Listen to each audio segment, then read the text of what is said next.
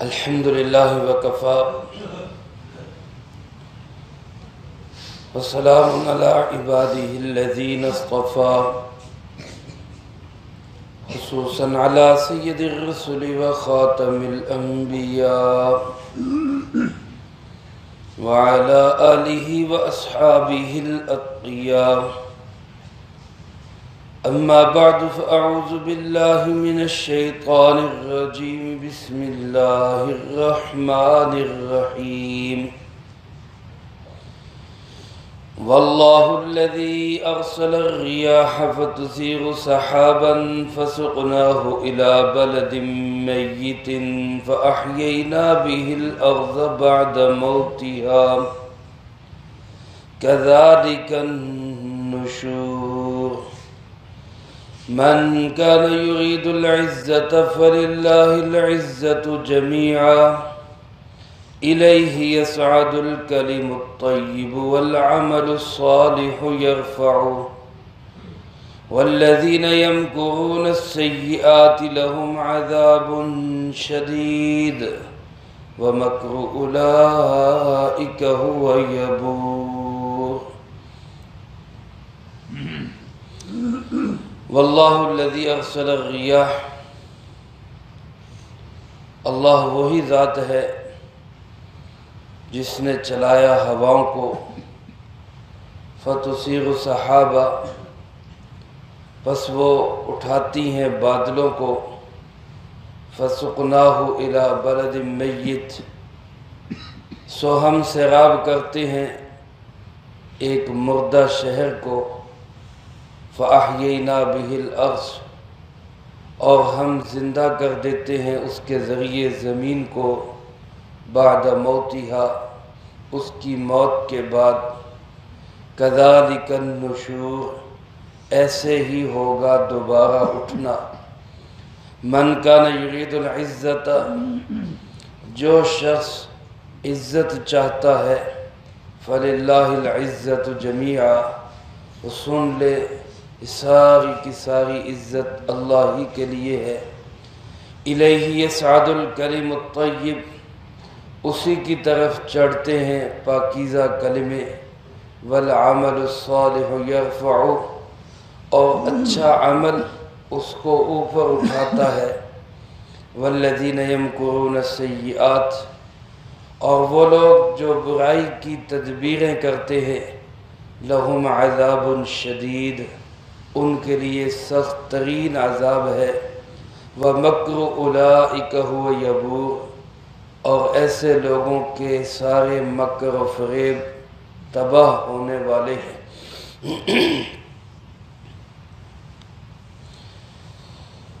ان آیات مبارکہ میں سے پہلی آیت مبارکہ میں اللہ رب العالمین نے اپنی قدرت کی ایک نشانی بیان فرمائی، اور اس سے سبق ہمیں یہ دیا کہ مرنے کے بعد دوبارہ جی اٹھنا ہے، پھر زندگی ہے. اور دوسری آیت مبارکہ میں اللہ رب العالمین نے دنیا آخرت کی عزتوں کا معیار بتایا ہے. جو شخص دنیا آخرت میں عزتیں چاہتا ہے اس کو کیا کرنا چاہیے. اللہ پاک ارشاد فرماتے، واللہ الذی ارسل الریاح، اللہ وہ ذات ہے جس نے ہواؤں کو چلایا. میرا محترم دوستو، پوری فضا کے اندر ہر وقت ہوا چل رہی ہے، اور کوئی جگہ ایسی نہیں ہے کہ جو ہوا سے خالی ہو. یہ اللہ رب العالمین کی قدرت ہے کہ انسان، جانور سب اس میں سانس لیتے ہیں، اور اللہ کی پیدا کی ہوئی آکسیجن، اس کا ذخیرہ ختم نہیں ہوتا. اللہ رب العالمین نے اس فضا کے اندر بڑی وافر مقدار میں، بڑی فراوانی کے ساتھ یہ ہمیں نصیب فرمایا.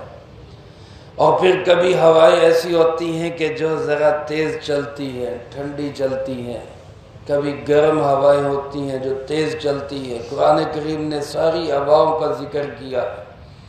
یہ ساری کی ساری ہوائیں کس کے قبضہ اور کنٹرول میں ہے؟ اللہ.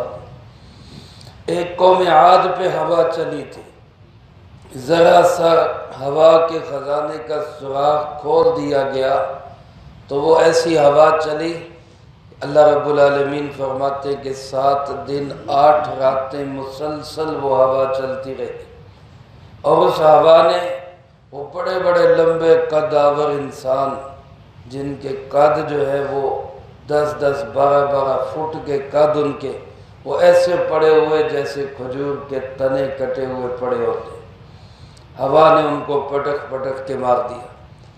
تو یہ نرم ہوائیں، گرم ہوائیں، ٹھنڈی اور خوشگوار ہوائیں اور سخت سرد ہوائیں، یہ سب کس کے کنٹرول میں ہیں؟ اللہ رب العالمین۔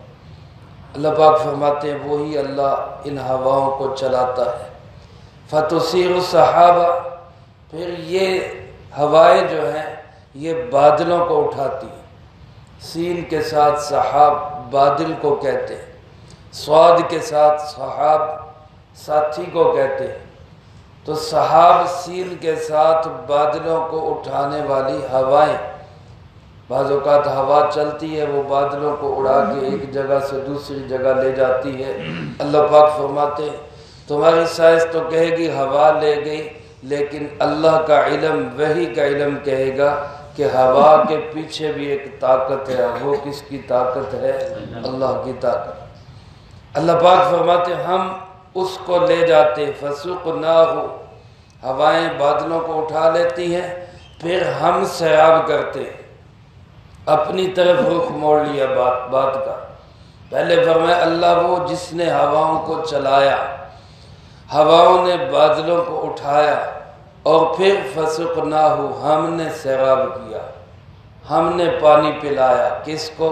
فرمایا إِلَى بَلَدٍ مَيِّتٍ، ہم ان بادلوں کو ہانک کر لے گئے ایک مردہ شہر کی طرف، ایک ایسا شہر بنجر، بے آباد، ویران، جو ریگستان بنا ہوا ہے، جہاں پہ کوئی بارش نہیں ہو رہی، جہاں پانی کی بوند اور قطرہ نہیں۔ ہم ان بادلوں کو ہانک کے اس بنجر اور بے آباد شہر تک لے گئے، پھر بارش برسی، پانی برسا، اس سے ہوا کیا؟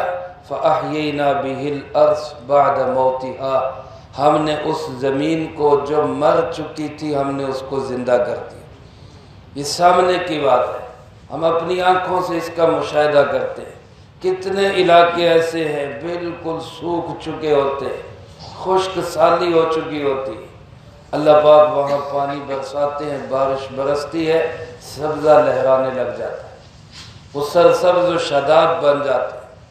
ادھر چولستان کی طرف چلے جائیں، بہاولپور کے علاقے میں، اس سے آگے چلے جائیں سندھ کے ریگستانوں میں، بعض ایسے علاقے ہیں جن کو پانی تب ہی ملتا ہے جب بارش ہوتی ہے، اس کے سوا پانی ملتا ہی نہیں، اور نہ ملے، بارش نہ ہو تو وہ بنجر اور بے آباد ہو جاتے ہیں، خشک ہو جاتے ہیں، ایک تنکا نہیں وہاں اگتا، اور جب بارش ہوتی ہے تو فصلیں لہلہانے لگ جاتی ہیں، تر و تازہ ہو جاتی، زمین بھی زندہ ہو گئی، زمین والے بھی خوشگوار ہو گئے۔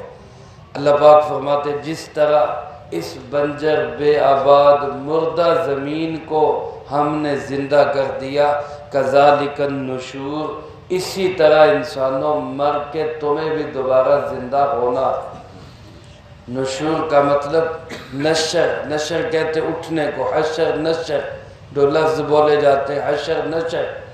اب نشر کا معنی ہے مر کے دوبارہ اٹھنا۔ بہت سارے لوگ پہلے زمانے میں بھی تھے، آج بھی ہیں، جو اس بات کے منکر ہیں مرنے کے بعد بھی کوئی زندگی ہے، وہ اس کو نہیں مانتے، وہ کہتے بس مر گیا، کھپ گیا، ختم۔ کچھ ایسے لوگ ہیں جو دنیا کے اندر ہی دوسرے جنم کے قائل ہیں، بندہ مر جاتا ہے پھر دوبارہ دنیا کے اندر کسی اور شکل میں آ جاتا ہے۔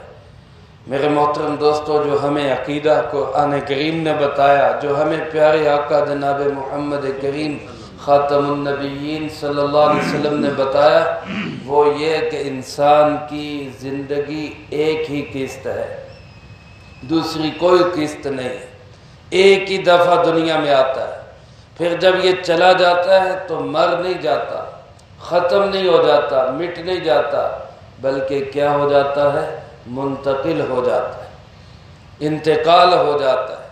انتقال کا مطلب کیا کہ ایک جہان سے دوسرے جہان میں چلا گیا، ادھر سے گیا دوسری جگہ پہ زندہ ہو گیا۔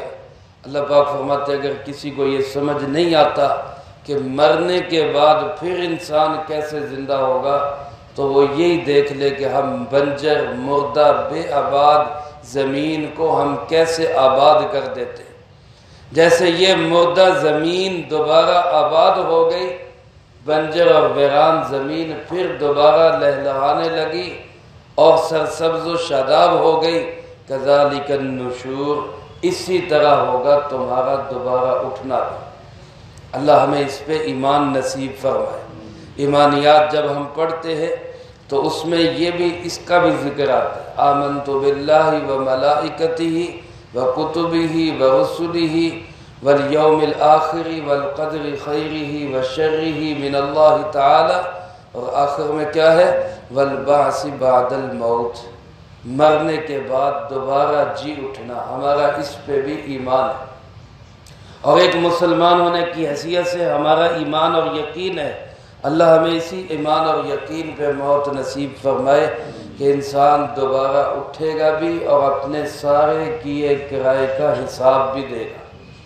اگر اچھے اعمال کیے ہیں تو اچھا بدلہ بھی پائے گا، اور اگر خدا نخواستہ برے اعمال ہیں تو ان کا بھیانک انجام بھی بھگتنا ہوگا۔ اللہ ہم سب کو اپنی رحمت سے معاف فرمائے۔ اللہ پاک نے یہ اپنی قدرت کی نشانی بیان فرما کے ایک عقیدہ واضح کر دیا کہ مرنے کے بعد پھر دوبارہ زندگی ہے۔ اب ہر انسان دنیا کے اندر یہ چاہتا ہے کہ مجھے عزت ملے۔ یہاں آج دنیا میں ہر بندہ پیسے والا پیسے کی دوڑ میں اسی لیے لگا ہوا ہے کہ لوگ مجھے سلام کریں، میری عزت کریں۔ عہدے کے لالچ میں لگا ہوا ہے کہ لوگ مجھے سیلوٹ کریں، میں آگے بڑھ جاؤں، آگے نکل جاؤں، لوگ میری عزت کریں۔ اور دنیا میں جس طرح انسان عزت چاہتا ہے، جو یقین رکھتا ہے آخرت پہ، ظاہر ہے وہ آخرت میں بھی کیا چاہے گا کہ مجھے کیا مل جائے، عزت مل جائے، سرخرو ہو جاؤ، اللہ کی بارگاہ میں رسول اللہ صلی اللہ علیہ وسلم کے سامنے عزت کے ساتھ پیش ہو جاؤ۔ یہ عزت ملے گی کہاں سے؟ دنیا آخرت کی عزتیں ملے گی کہاں سے؟ اللہ پاک نے وہ جگہ بتائی، فرمایا من کان یرید العزہ، جو شخص عزت چاہتا ہے کہ دنیا کی ہو یا آخرت کی ہو، لوگوں سے ہو یا مخلوق سے ہو، اللہ رب العالمین کے سامنے ہو، فرمایا فَلِلَّهِ الْعِزَّةُ جَمِيعًا، ساری کی ساری عزتیں کس کے ہاتھ میں ہے؟ اللہ کے ہاتھ میں۔ اللہ کے لیے ہے سب عزتیں۔ فَلِلَّهِ الْعِزَّةُ جَمِيعًا، ساری عزتوں کا مالک کون؟ اللہ رب العالمین۔ اور میرے محترم دوستو، دوسری جگہ قرآن کریم نے ارشاد فرمایا، اللہ پاک نے عزت کن کے لیے رکھی ہے؟ اللہ کے لیے، وَلِرَسُولِهِ، اللہ کے رسول صلی اللہ علیہ وسلم کے لیے، وَلِلْمُؤْمِنِينَ، اور ایمان والوں کے لیے ہے، وَلَكِنَّ الْمُنَافِقِينَ لَا يَعْلَمُونَ، لیکن منافق لوگ اس بات کو جانتے نہیں۔ عزت اللہ رب العالمین نے اپنے ہاتھ میں رکھی، اور ملتی کس طرح ہے؟ فرمایا الیہ یصعد الکلم الطیب والعمل الصالح، اسی اللہ کی طرف چڑھتے ہیں کلمہ طیب، پاکیزہ کلمات اسی اللہ کی طرف اوپر چڑھتے ہیں، اور والعمل الصالح یرفعہ، صالح اور نیک عمل اس کو اوپر اٹھاتا ہے۔ الیہ یصعد الکلم الطیب، کلمہ طیب سے مراد کیا ہے؟ علماء نے لکھا ہے کلمہ طیب سے مراد لا الہ الا اللہ محمد الرسول اللہ، یہ کلمہ طیب۔ اسی طرح سبحان اللہ، الحمدللہ، لا الہ الا اللہ، اللہ اکبر، یہ پاکیزہ کلمات ہیں۔ اللہ کے نبی علیہ السلام پہ درود پاک، یہ پاکیزہ کلمات ہیں۔ استغفار کرنا یہ پاکیزہ کلمات ہے، قرآن پاک کی تلاوت یہ پاکیزہ کلمات ہے۔ اللہ پاک فرماتے ہیں یہ کلمات اوپر کو چڑھتے۔ اوپر چڑھنے کا مطلب کیا؟ اللہ تک پہنچتے ہیں، یعنی اللہ ان کو قبول کرتا ہے۔ اللہ رب العالمین ان کلمات کو مقبولیت عطا فرماتے ہیں۔ والعمل الصالح یرفع، اور جو عمل انسان اچھا عمل کرتا ہے یہ عمل صالح اس کو اور اوپر اٹھاتا ہے۔ دو ترجمے علماء نے اس کے کیے ہیں، دونوں صحیح ہیں۔ ایک ترجمہ یہ ہے کہ پاکیزہ کلمات اوپر چڑھتے ہیں اور عمل صالح ان پاکیزہ کلمات کو اور اونچا کرتا ہے۔ زبان سے بھی اللہ کا ذکر ہو، اچھے اعمال بھی کرے تو اچھے عملوں کی وجہ سے یہ زبان سے کیا ہوا ذکر اور زیادہ اونچا ہو جاتا ہے۔ اور دوسرا ترجمہ یہ کیا ہے کہ پاکیزہ کلمات جو ہے یہ نیک عمل کو اوپر لے جاتے ہیں۔ انسان عمل اچھا کرتا ہے لیکن زبان سے کلمہ نہیں پڑھتا تو اس کا یہ عمل اوپر نہیں جاتا، یہی رہ جاتا ہے۔ بہت سارے کافر اچھے اعمال کرتے ہیں لیکن ان کے اعمال اوپر نہیں جاتے کیونکہ انہوں نے کلمہ نہیں پڑھا۔ جب وہ کلمہ طیب پڑھتا ہے انسان، پھر جو عمل صالح ہوتا ہے یہ کلمہ طیب اس کو بھی اٹھا کے اوپر لے جاتا ہے، یعنی اس کو بھی یہ قبول کروا لیتے ہیں۔ جب یہ قبول ہو جاتے ہیں اللہ کی بارگاہ کے اندر تو پھر اللہ رب العالمین کی طرف سے عزت کے فیصلے اترتے ہیں، پھر اللہ پاک عزت کے فیصلے اتارتے ہیں، پھر اتنی عزت ہو جاتی ہے۔ حدیث پاک میں آتا ہے رسول اللہ صلی اللہ علیہ وسلم نے ارشاد فرمایا، جس کا مفہوم یوں ہے کہ اللہ پاک جب کسی بندے سے محبت کرتے ہیں تو جبرائیل علیہ السلام کو بلاتے ہیں، جبرائیل فلاں بندہ ہے، میں اس سے محبت کرتا ہوں، تو بھی اس سے محبت کر، میں اس سے محبت کرتا ہوں، تو بھی اس سے محبت کر۔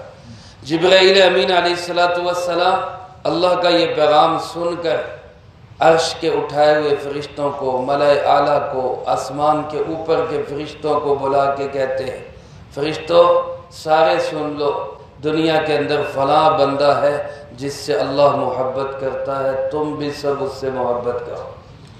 آسمان کے سارے فرشتے بھی اس سے محبت کرنے لگ جاتے۔ پھر یہ آسمان کے فرشتے زمین میں رہنے والے فرشتوں کو کہتے ہیں، زمین کے فرشتوں کو مخاطب کرتے ہیں، ارے زمین کے فرشتوں، زمین پہ چلنے پھرنے والا فلاں بندہ، اللہ اس سے محبت کرتے ہیں، تم بھی سب اس سے محبت کرو۔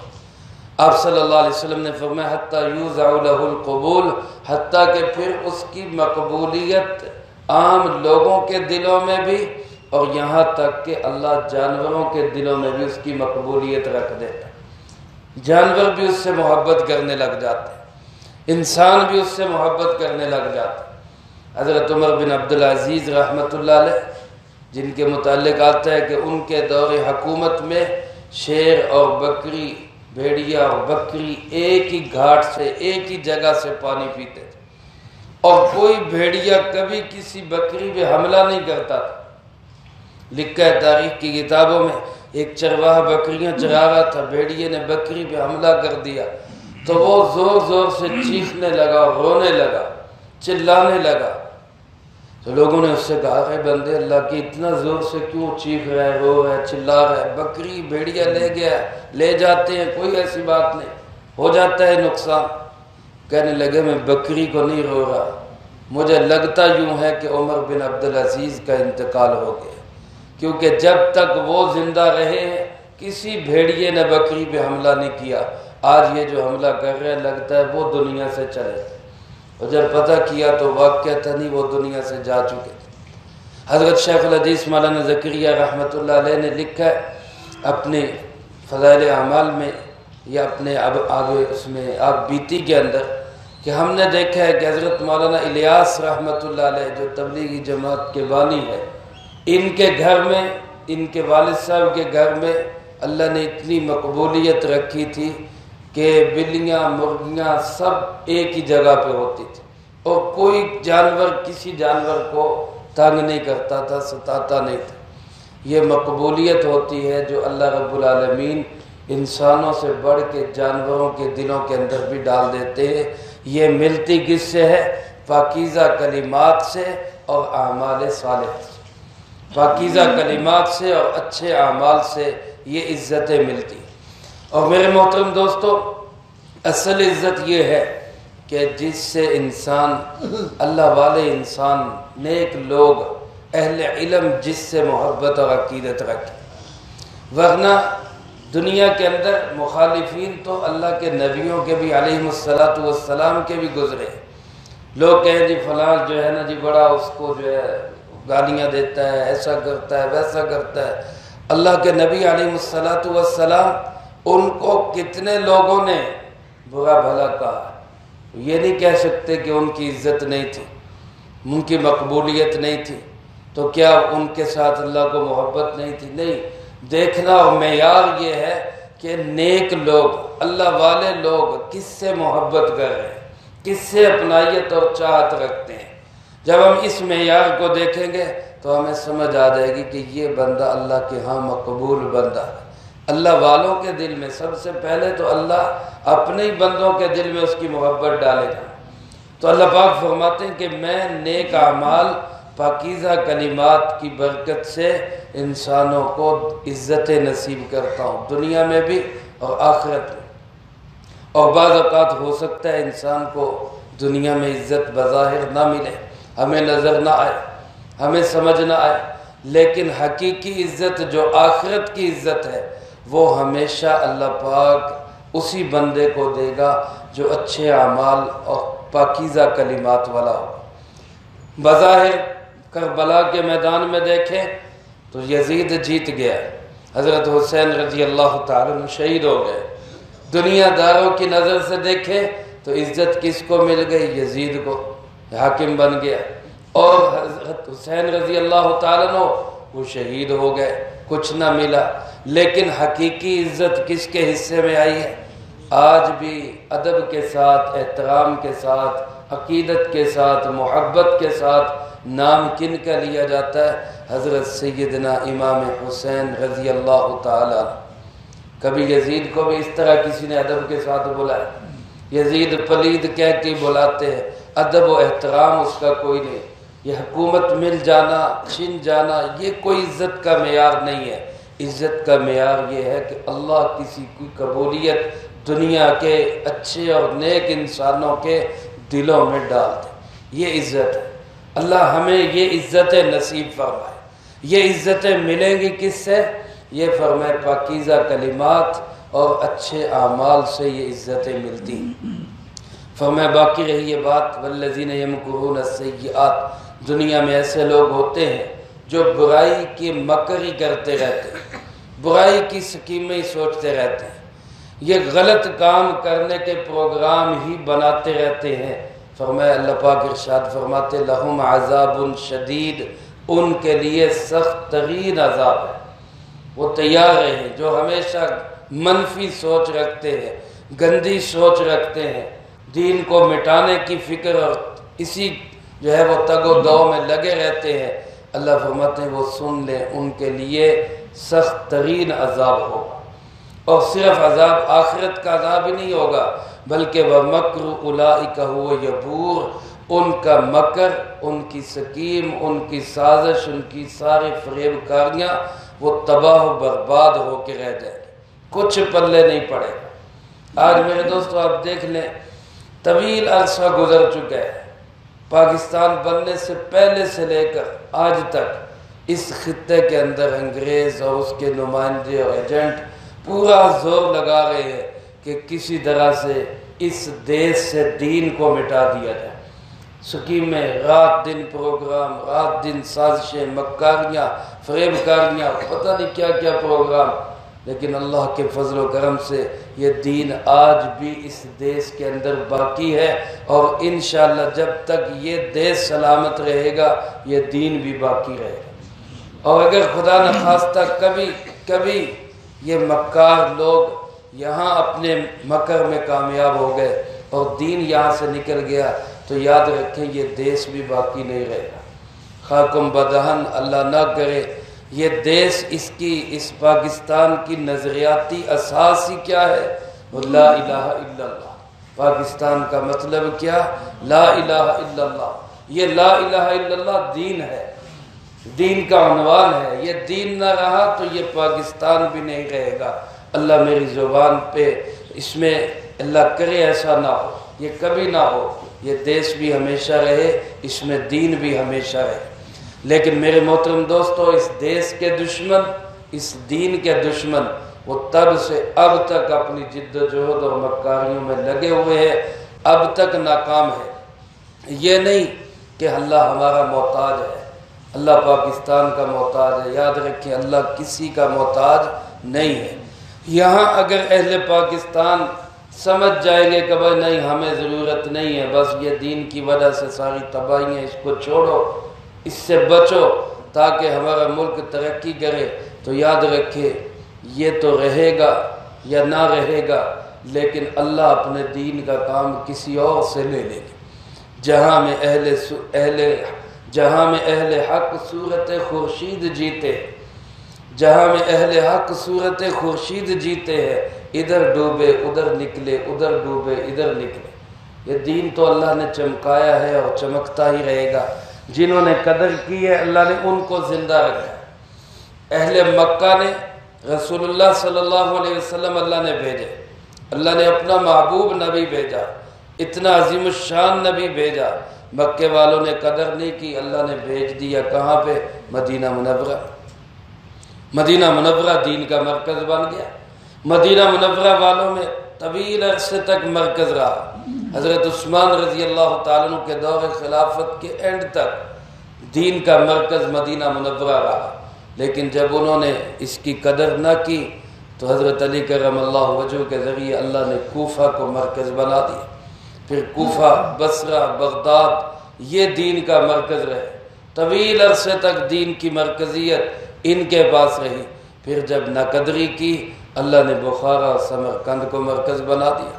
پھر امام بخاری، امام مسلم، امام ترمذی، بڑے بڑے محدثین پھر بخارا اور سمرقند سے پیدا ہوئے۔ آج پوری دنیا کے اندر دین کا مرکز پاکستان اور ہندوستان ہے۔ یہ دین کا مرکز ہے پوری دنیا کے اندر۔ جہاں بھی لوگوں کو دین کی ضرورت ہوتی ہے وہ ان دو ملکوں کی طرف رخ کرتے ہیں، لیکن خدا نخواستہ ہم نے اس کی قدر نہ کی، نہ قدری کی، اور ہمارے نااہل لوگوں نے اس دین کو اہمیت نہ دی، تو اللہ ہمارا محتاج نہیں ہے۔ یاد رکھے اللہ کسی کا محتاج نہیں ہے۔ اللہ چاہے تو وہ اپنی قدرت سے کسی اور ملک کو دین کا مرکز بنا کے ان سے کام لے، لیکن پھر ہم سوچیں ہم کہاں جائیں گے، ہم تو کھڈے لین لگ جائیں گے۔ اس لیے ضرورت اس کی ہے کہ ہم اپنی ضرورت سمجھتے ہوئے، اپنی محتاجگی سمجھتے ہوئے ہم دین کی محنت کو زندہ رکھیں، تاکہ دین اس دیش میں بھی رہے اور ہمارے پاس ہی رہے، اور ہم اس کی محنت کرتے رہیں، اس کی قدر کرتے رہیں۔ اللہ مجھے آپ کو سب کو اس کی توفیق نصیب فرمائے۔ نہیں کریں گے تو اللہ فرماتے جو دین کو چھوڑے گا وہ بھی مٹے گا، اس کا دیش بھی مٹے گا۔ اللہ ہماری حفاظت فرمائے، جو کہا سنا اس کو زندگی میں لا کے دوسروں تک پہنچانے کی توفیق عطا فرمائے۔ اللہم انت السلام و منک السلام، تبارک ربنا و تعالیت یا ذا الجلال والاکرام۔ اللہم اعنا علی ذکرک و شکرک و حسن عبادتک۔ اللہم احسن عاقبتنا فی الامور کلها واجرنا من خزی الدنیا وعذاب الآخرہ۔ اللہم واقیتا کواقیت الولید، اللہم استر عوراتنا وآمن رواتنا۔ اللہم انا نجعلک فی نحورہم ونعوذ بک من شرورہم۔ اللہم اکفنا بحلالک عن حرامک واغننا بفضلک عمن سواک۔ اللہم اکفنا کل مہم من حیث شئت ومن این شئت۔ رب اغفر وارحم وانت خیر الراحمین۔ ربنا هب لنا من ازواجنا وذریاتنا قرۃ اعین واجعلنا للمتقین